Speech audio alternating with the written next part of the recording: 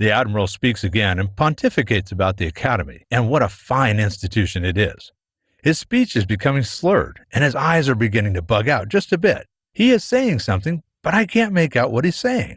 Admiral Amory turns and makes something like a wobbling, mincing return to his position at the commencement table and flops down in his chair. The room's sound system explodes with the sound of the whoopee cushion as the Admiral's rump hits the seat and then fizzles off at the end when it had depleted its air supply. A resounding cheer goes up, and we all have another glass of wine. Admiral Amory sleeps for the duration of the party. Then the head of the faculty lifts him from his chair and takes him home. Sergeant Grady, the security chief, is holding up the wireless mic and the limp whoopee cushion with a pained expression on his face. Then he spots Gordy and begins to move in Gordy's direction. I back away from Gordy and try to melt into the crowd, but security people are closing in from all directions. I look over at Gordy and say, "Good luck with your career, buddy." Screams erupt and people scatter. One woman screams, "A rat!" Just then, I see two scurrying gerbils racing through the lounge in a panic. I had to do a double take as they were wearing bright red and blue Omnifleet uniforms.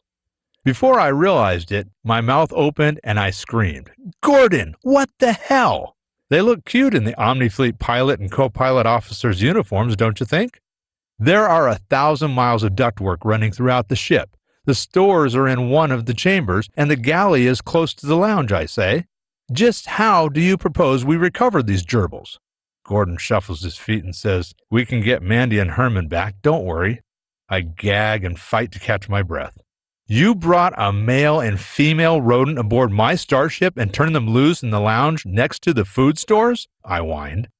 I gagged and sank back, saying, "By the time we get halfway to our destination, there will be thousands of the damn things eating our stores and messing up our ductwork.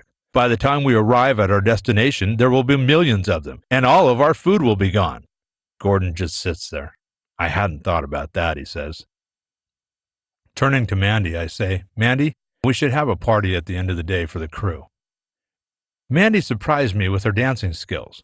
We danced some dances together, but she did some solos with the crew looking on and applauding.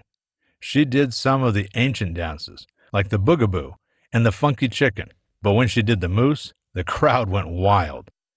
Who knew she could move like that? In the midst of the celebration, my phone rings, and I have to leave the celebration to answer it. Here we go again. It's Major Morgan. He says, "Captain, I have some strange news. We found a bar of metal with cryptic writing on it. It's in no Earth language known to humanity. It's definitely of alien origin." I ask, "How do you know it isn't just a coded message?" He responds, "Because the metal bar is an unknown alloy." Wondering how it got there, I ask, "Where was it found?" The Major says, "We are cleaning out Engineer Tamarak's locker, and I noticed this object. How long will it be before you can break free and meet me in the ship's lab area?" I say, "On my way." Mandy is having so much fun, I hate to interfere, but I approach her and say, "Number one, we have a new emergency in the ship's lab area. I will need you to accompany me there." She says, "Yes, sir." The ship's alarm sounds and the disaster team heads for the ship's store at the rear of the vessel. The storeroom is filled with smoke, and there is a mixture of coordinated response and mayhem. Major Morgan appears on the scene as if by magic. He is obviously sizing up the situation. The Major is starting to get cranky amidst all the chaos that's been going on. We never found the identity of the other 4 saboteurs. Now they're at work trying to destroy our food supplies. The Major says, "For crying out loud, there are more vulnerable targets on board than there are security forces to defend them." I tell Major Morgan, "Somewhere on this ship there is a transceiver tuned to the aliens' frequency. Our ship has no weapons, so we have to hope the alien ship is the only one out there." Mandy injects, "They were pirates, sir,